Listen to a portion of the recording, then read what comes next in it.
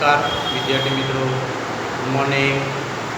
આજે આપણે વિદ્યુત રસાયણની અંદર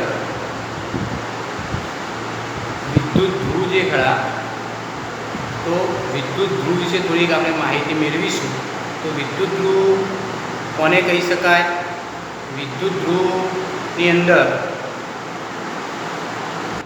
વિદ્યુત ધ્રુવમાં આપણે એમ કહી શકીએ છીએ કે વિદ્યુત ધ્રુવ ત્રણ ટાઈપના એની અંદર આપણને જોવા મળે છે। આપણે અહીંયા સમજીએ કે એની અંદર એમ કહે છે સક્રિય વિદ્યુત ધ્રુવ,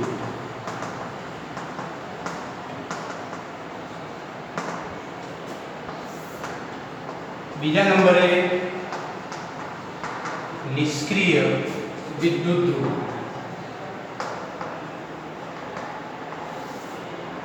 ત્રીજા નંબરે વાયુમય વિદ્યુત ધ્રુવ।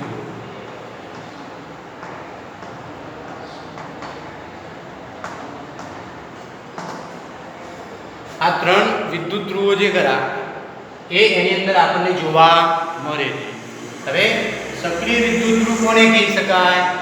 તો એની અંદર આપણે જે ધાતુઓ હોય, કોપર છે, ઝીંક છે, ઝેડેન છે, તો એ વિદ્યુત ધ્રુવોની અંદર એનું પોતાનું એની અંદર ઓક્સિડેશન અથવા તો એની અંદર રિડક્શન થતું હોય તો એવા ટાઈપના વિદ્યુત ધ્રુવોને આપણે સક્રિય વિદ્યુત ધ્રુવ તરીકે ઓળખીએ છીએ। દાખલા તરીકે એની અંદર ઝીંક છે, કોપર છે, મેગ્નેશિયમ છે, તો સક્રિય ધાતુઓ હોય તો એ સક્રિય ધાતુઓનું પોતાનું ઓક્સિડેશન અથવા રિડક્શન થતું હોય તો એ વિદ્યુત ધ્રુવોને સક્રિય વિદ્યુત ધ્રુવ તરીકે આપણે એને ઓળખીએ છીએ। મીનિંગ એની અંદર આપણે એમ કહી શકીએ કે એક દ્રાવણની અંદર દાખલા તરીકે આપણે CuSO4 નું દ્રાવણ એની અંદર ભરીએ છીએ અને એ દ્રાવણની અંદર કોપરનો એક સળિયો એની અંદર આપણે ડુબાડીએ છીએ તો આ વન ટાઈપ એને આપણે વિદ્યુત ધ્રુવ તરીકે આપણે ઓળખીએ છીએ। અને આ જે નિર્માણ પામે છે એને આપણે અર્ધકોષ તરીકે ઓળખીએ છીએ। એટલે સક્રિય વિદ્યુત ધ્રુવ આ ટાઈપે આપણે એની અંદર સમજી શકાય કે જે ધાતુની અંદર સક્રિય ધાતુઓનું જ્યારે એનો અર્ધકોષ બનાવવામાં આવે છે ત્યારે એનું પોતાનું રિડક્શન અથવા પોતાનું ઓક્સિડેશન થતું હોય તો એવા ટાઈપના જે વિદ્યુત ધ્રુવો હોય એને સક્રિય વિદ્યુત ધ્રુવ તરીકે ઓળખવામાં આવે છે। બીજા નંબરે એની અંદર નિષ્ક્રિય વિદ્યુત ધ્રુવ, તો નિષ્ક્રિય વિદ્યુત ધ્રુવ કોને કહી શકાય કે એની અંદર પોતાનું રિડક્શન કે ઓક્સિડેશન, એનું પોતાનું રિડક્શન કે ઓક્સિડેશન થાય નહીં, બરાબર છે? એનું જે ખરા એ ઓક્સિડેશન કે રિડક્શન થશે નહીં, પરંતુ તેની સપાટી ઉપર એની જે વિદ્યુત ધ્રુવ હોય એ વિદ્યુત ધ્રુવની સપાટી ઉપર ઓક્સિડેશન અને રિડક્શન પ્રક્રિયા થાય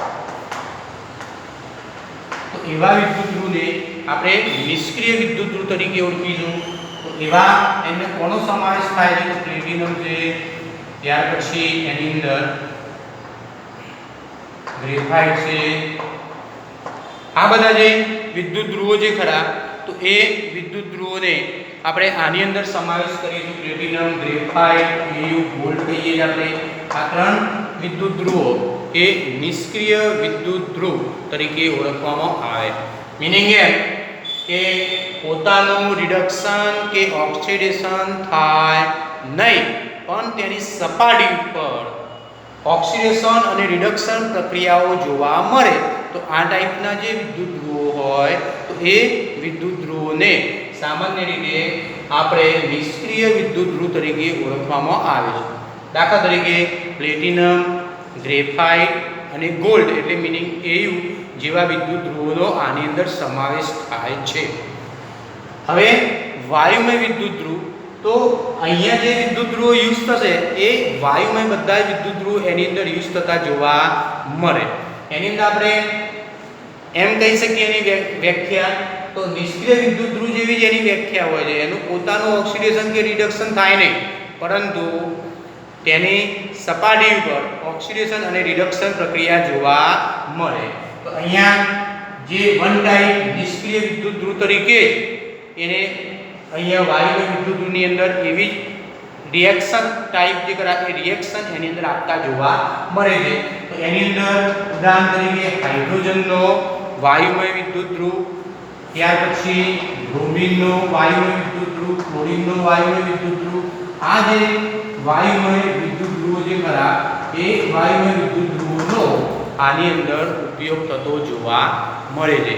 તો વિદ્યાર્થી મિત્રો, આના ઉપરથી તમારે થોડુંક પરીક્ષાની અંદર ધ્યાન રાખવું પડશે. જો તમને ઓળખવાનું કે નિષ્ક્રિય વિદ્યુત ધ્રુવ ઓળખો, સક્રિય વિદ્યુત ધ્રુવ ઓળખો અને વાયુમય વિદ્યુત ધ્રુવ ઓળખો, તો આ તમને એની અંદર વ્યવસ્થિત જે કરા એ આટલી વ્યવસ્થિત સમજ તમારા મગજની અંદર ઉતારી દેવાની અને આના ઉપરથી આપણને એ વિદ્યુત ધ્રુવો વિશે માહિતી પ્રાપ્ત થાય છે. હવે વિદ્યાર્થી મિત્રો, આપણે કાલે જોયું હતું એનાથી થોડાક આપણે આગળ વધીએ. 3.2.1 વિદ્યુત ધ્રુવનું પોટેન્શિયલનું માપન.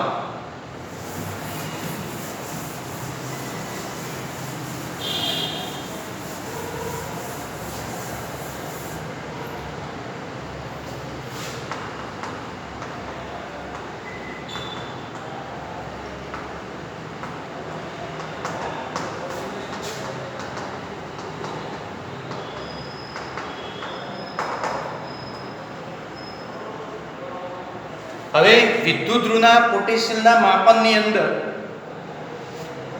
આપણે કાલે જે થોડુંક જોયું એનું ફરીથી અહીંયા આપણે એમ રિપીટેશન કરી શકીએ છીએ કે વ્યક્તિગત અર્ધકોષનો પોટેન્શિયલ આપણે મેળવવો હોય તો મેળવી શકાય નહીં.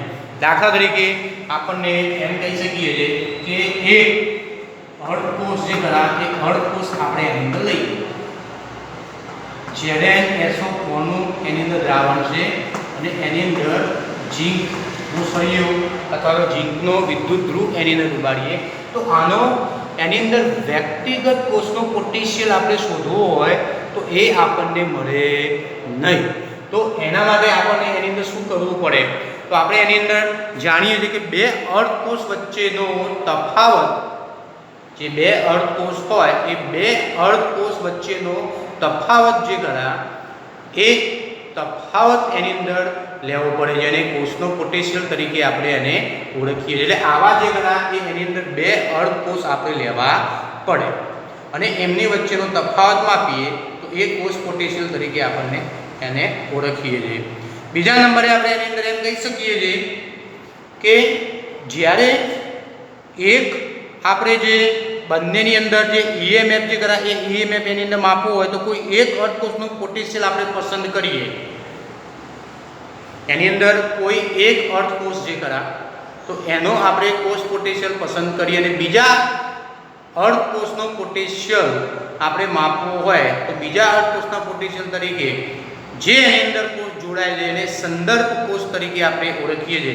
શોર્ટ આઉટ, એક અર્ધકોષનો પોટેન્શિયલ પસંદ કરીને તો આપણે આના સંદર્ભમાં બીજા અર્ધકોષનો પોટેન્શિયલ નક્કી કરી શકીએ.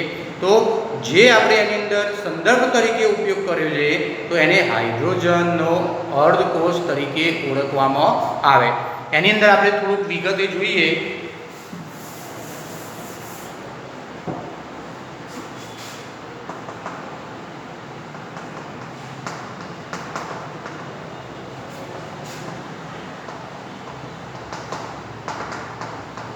હાઇડ્રોજનનો અર્ધકોષ, તો એની અંદર આ ડાયાગ્રામ આપણે એની અંદર વિચારીએ કે એક પાત્રની અંદર એક આપણે પાત્ર લઈએ છીએ. એક પાત્રની અંદર 1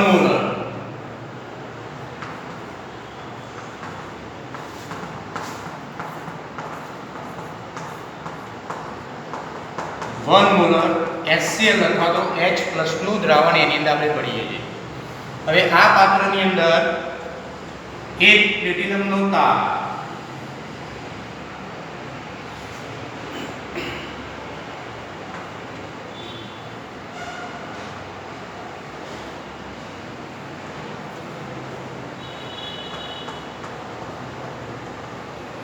એક પ્લેટિનમનો તારની જે વિદ્યુત ધ્રુવ જે કરા એ વિદ્યુત ધ્રુવ આની અંદર આપણે મૂકીએ છીએ અને કોપરના તાર મારફતે અહીંયા બહાર આપણે એને કાઢીએ. હવે આ પાત્રની અંદર પ્લેટિનમના બ્લેકની ડોટ ચડાવેલી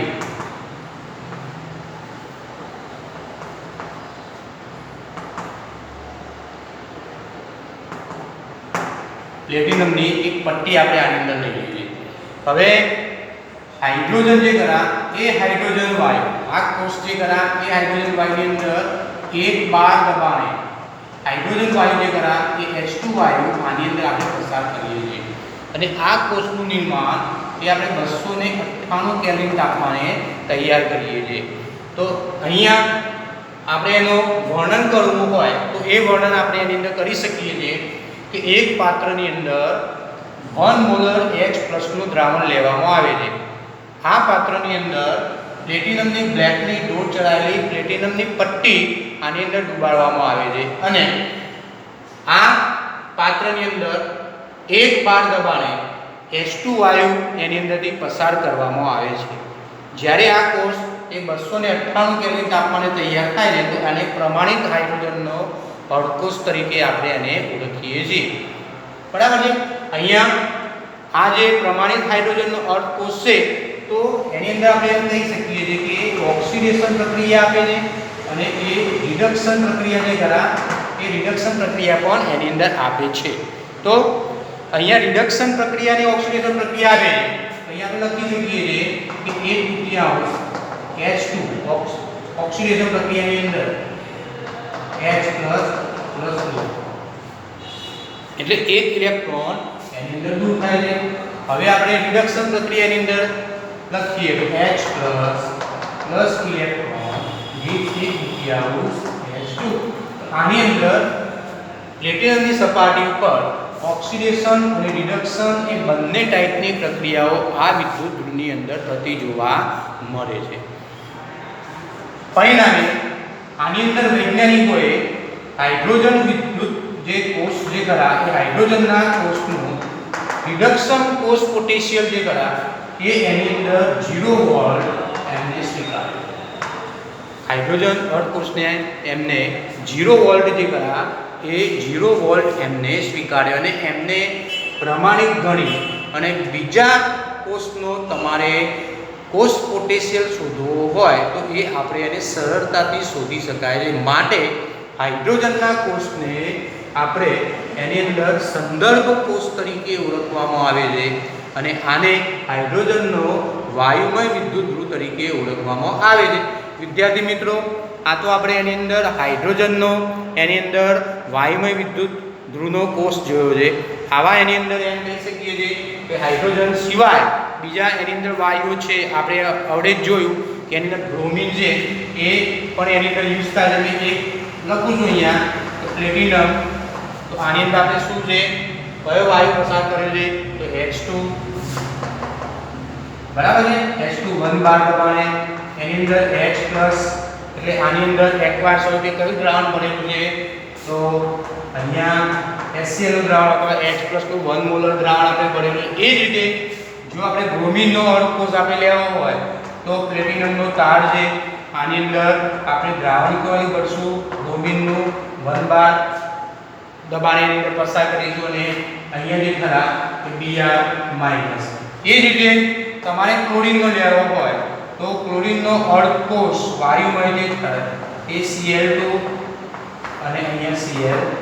એટલે આ પ્રમાણે એની અંદર 3 અર્ધકોષ જે થાય એ 3 અર્ધકોષ વાયુમય એની અંદર શક્ય છે. પણ આપણે મેક્સિમમ એની અંદર હાઇડ્રોજન વાયુનો અર્ધકોષ ઉપયોગ કરીએ છીએ.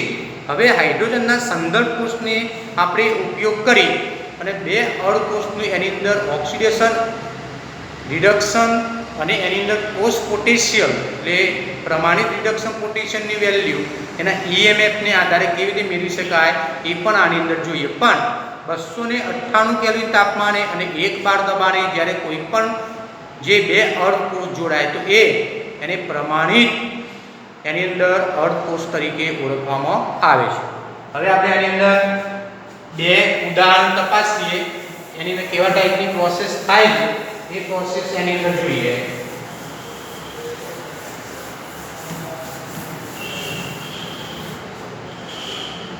હવે પ્રમાણિત માટે આપણે એની અંદર અગાઉ સૂત્ર એક લખ્યું કે E સેલ અથવા તો E પોટેન્શિયલ જે ખરા એ પ્રમાણિત સ્વરૂપે આપણે લખવું હોય તો પહેલા સિમ્પલ લખીએ તો E સેલ = E એની અંદર રાઈટ હેન્ડ સાઈડનો કોસ એટલે અહીંયા r લખીએ માઈનસ E લેફ્ટ હેન્ડ સાઈડનો કોસ એટલે એની અંદર l લખીએ. હવે પ્રમાણિત સ્વરૂપે કોસ લેવો હોય તો E જે EMF જે કરે એનું લેવાને પ્રમાણિત ઉપર આની કે એટલે પ્રમાણિત સ્વરૂપ થઈ ગયું ER માઈનસ EL. આ કોસનો EMF જે કરા એ EMF નક્કી કરવા માટે એની અંદર પ્રમાણિત સ્વરૂપે ઉપર જે કરા એ આ ટાઈપે એની અંદર દર્શાવવું પડે. જે કોષ કેવો થઈ ગયો એની અંદર પ્રમાણિત સ્વરૂપે કહેવાય. બરાબર છે. હવે બંને અર્ધકોષ જો આપણે એની અંદર દર્શાવીએ તો એના ઉપરથી આપણને અહીંયા E સેલની વેલ્યુ આપણને મળે. બરાબર છે. હવે આપણે એવા બે ઉદાહરણ એની અંદર ઓળખીએ અને બે ઉદાહરણ એની અંદર જોઈએ. આપણા અભ્યાસક્રમની અંદર બે ઉદાહરણ એની અંદર આપેલા છે. તો અહીંયા મેં લખું છું પ્લેટિનમ H2 1 બાર H પ્લસ ડબલ લીટી આવી તેને શું કહીશું ક્ષાર છે એની સાથે Cu પ્લસ 2 એક્વાયર્ડ સ્વરૂપે અને Cu સોલિડ. એક ઉદાહરણ આપણે અહીંયા સમજીશું. એ રીતે આપણે બીજું ઉદાહરણ એની અંદર જોઈએ તો પ્લેટિનમ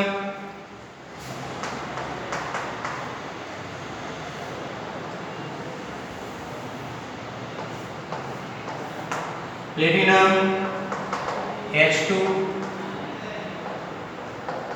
1 બાર H પ્લસ ક્ષાર છે Zn પ્લસ 2 Zn સોલિડ.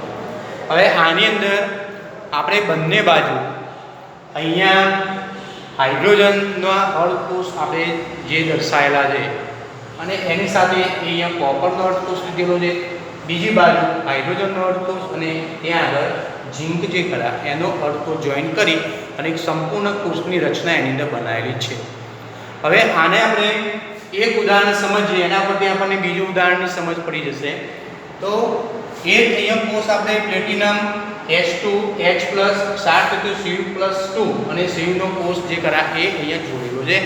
હવે વિદ્યાર્થી મિત્રો આની અંદર હવે રાસાયણિક પ્રક્રિયા જે ખરા તો એ રાસાયણિક પ્રક્રિયા આપણે એની અંદર તપાસીએ તો આપણે EMF આની અંદર મેળવવાનું છે. જ્યારે આ સેલ જ્યારે એની અંદર જોડીએ છીએ ત્યારે E સેલ એની અંદર આપણને 0.34 વોલ્ટ જે ખરા એ એની અંદર જોવા મળે. જ્યારે અર્ધકોષ બંનેને જોડીએ છીએ ત્યારે એની અંદર કોષ પોટેન્શિયલ જે ખરા એ 0.34 વોલ્ટ એની અંદર જોવા મળે. હવે વિદ્યાર્થી મિત્રો આપણે એની અંદર કેવી રીતે જોવા મળશે એ પણ સમજીએ. હવે આની અંદર આપણે Cu પ્લસ 2 તો એની રાસાયણિક પ્રક્રિયા શું થાય તો આપણે એની અંદર જાણીએ છીએ કે અહીંયા રિડક્શન પ્રક્રિયા છે Cu પ્લસ 2 ઇલેક્ટ્રોન જે છે એની અંદર Cu સોલિડ. તો અહીંયા રિડક્શન પ્રક્રિયા આની અંદર કોપર જે કરા તો એ કોપરનું રિડક્શન એની અંદર જોવા મળે છે. તો એની સામે આપણે EMF જે કરાય એ નક્કી કરીએ તો આપણે આ કોષ ઉપરથી નક્કી કરી શકીએ. આ સૂત્ર મૂકીએ તો E0 cell E0 right hand side વાળો કોષ તો રાઈટ હેન્ડ સાઈડ વાળો કોષ કોપરનો છે C માઈનસ E. અહીંયા આપણને લેફ્ટ હેન્ડ સાઈડ વાળો એટલે ડાબી બાજુનો કોષ જે કરા એ એની અંદર હાઇડ્રોજનનો છે H પ્લસ. E0 સેલ આપણને દરમિયાન 0.34 છે ઇઝ ઇક્વલ ટુ આપણે હાઇડ્રોજનના અર્ધકોષની અંદર આપણે સ્વીકારેલી વેલ્યુ છે એની કિંમત કેટલી છે તો 0 વોલ્ટ એની અંદર મૂકવાની છે. 0.0 વોલ્ટ જે વૈજ્ઞાનિકોએ સ્વીકારેલી વેલ્યુ તરીકે આપણે એને ઓળખીએ છીએ. તો Cu પ્લસ 2 Cu તો એ કોષનો પોટેન્શિયલ જે ખરા એ રિડક્શન પોટેન્શિયલ 0.34 વોલ્ટ આપણને પ્રાપ્ત થાય. આ રીતે નક્કી કરી શકીએ. જે એની વેલ્યુ અહીંયા આપણને કેવી મળે છે પ્લસ એની વેલ્યુ આપણને પ્રાપ્ત થતી જોવા મળે. એટલે અહીંયા ધન વેલ્યુ આપણને પ્રાપ્ત થાય. તો આના ઉપરથી આપણે શું કહી શકીએ છીએ તો આ જે કોષ આપેલો છે એ કોષ વિશે આપણે એની અંદર શું કહી શકીએ છીએ વિદ્યાર્થી મિત્રો તો એની કેટલીક તારણો છે એ તારણો આપણે આની અંદર મેળવવા પડે. તો અહીંયા એની વેલ્યુ જે કરાય ધન મળે છે. ધન વેલ્યુ મળે છે તો એનો મિનિંગ એમ કે કોપર જે ખરા એ કોપરનું એની અંદર રિડક્શન થતું જોવા મળે છે. કોપરનું એની અંદર શું જોવા મળે છે તો રિડક્શન જે ખરા તો એ રિડક્શન એની અંદર જોવા મળે છે.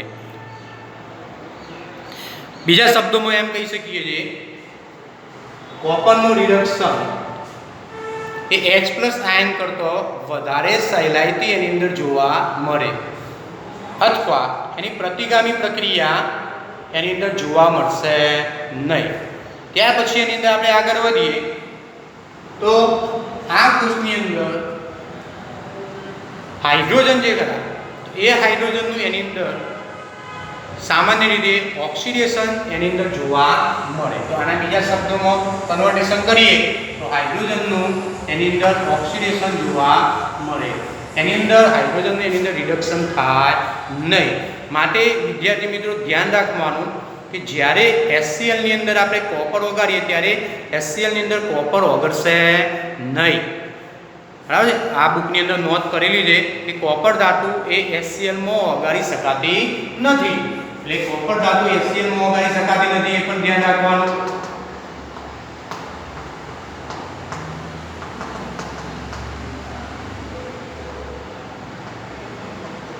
તો કોની અંદર ઓગાળી શકાય છે કોપર તો એ એની અંદર થોડું ધ્યાન રાખજો કે કોપર જો તમારે ઓગાળવું હોય તો એની અંદર HNO3 ખાસ ધ્યાન રાખજો. MCQ માં પ્રશ્ન નીકળે છે કે HNO3 અથવા તો નાઇટ્રેટ આયન વડે એ કોપર ધાતુ HNO3 એટલે એની અંદર આપણે કહી શકીએ કે નાઇટ્રિક એસિડ અથવા નાઇટ્રેટ આયન જે ખરા એ નાઇટ્રેટ આયન વડે કોપર ધાતુ એની અંદર ઓગળતી જોવા મળે છે. આટલી વસ્તુ ઉપરથી આપણે બીજા નંબરે અહીંયા વિચારીએ આ જ રીતે તો અહીંયા આપણે એમ કહી શકીએ છીએ કે ઝીંકની વેલ્યુ જે ખરા એ ઝીંકની વેલ્યુ આ કોષના ઉપરથી Zn+2/Zn તો એની અગાઉ આપણે જે EMF નક્કી કરેલો આની અંદર દર્શાવે બે કોષની અંદર કેટલો દર્શાવશે તો એના ઉપરથી આપણને અહીંયા સમજ પડશે.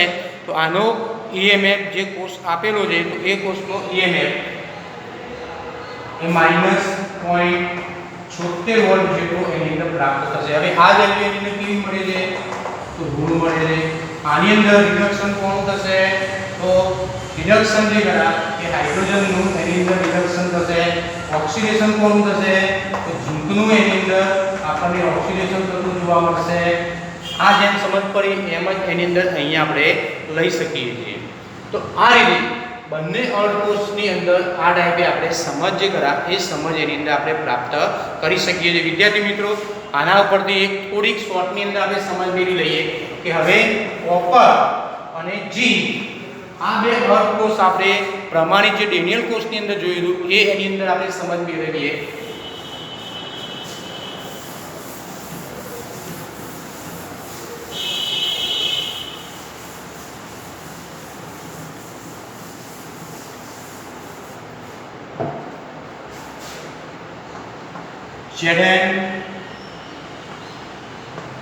Zn+2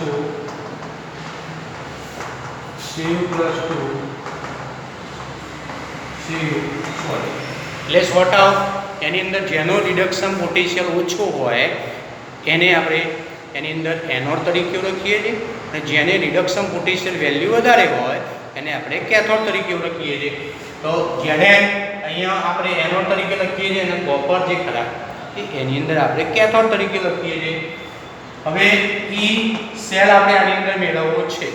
હવે E સેલ મેળવવા માટે E0 સેલ સૂત્ર જોજો. હવે E left hand E right hand side -E0 left hand side. હવે આના પરથી આપણે લખી શકીએ છીએ રાઈટ હેન્ડ સાઈડ વાળા કોષ એનું reduction potential Cu+2 Cu -E0 Zn+2 Zn. આપણે આની અંદર જાણીએ છીએ કે કોપરનું રિડક્શન પોટેન્શિયલ વેલ્યુ કેટલી હતી તો પોઈન્ટ એની અંદર 34 માઈનસ અહીંયા કેટલી મળી હતી 0.76 વોલ્ટ મળી હતી. તો આના ઉપરથી E0 સેલ આપણને કેટલા મળશે 1.1 વોલ્ટ એની અંદર આપણને પ્રાપ્ત થતું જોવા મળે. તો વિદ્યાર્થી મિત્રો આટલું છે આની અંદર, તો થોડુંક એની અંદર ધ્યાન રાખજો અને વાંચવાનો પ્રયત્ન કરજો. પણ MCQમાં તમારે એક વસ્તુ યાદ રાખવાની કે અગાઉ આપણે જોયું તેમ વિદ્યુત ધ્રુવના તો પ્રમાણિત વિદ્યુત ધ્રુવ બરાબર છે, ત્યાર પછી એની સક્રિય વિદ્યુત ધ્રુવ, ત્યાર પછી એની અંદર નિષ્ક્રિય વિદ્યુત ધ્રુવ, ત્યાર પછી વાયુમય વિદ્યુત ધ્રુવ, તો કોનો સમાવેશ ક્યાં આગળ થાય છે તો એટલું એની અંદર ધ્યાન રાખજો. ઓકે.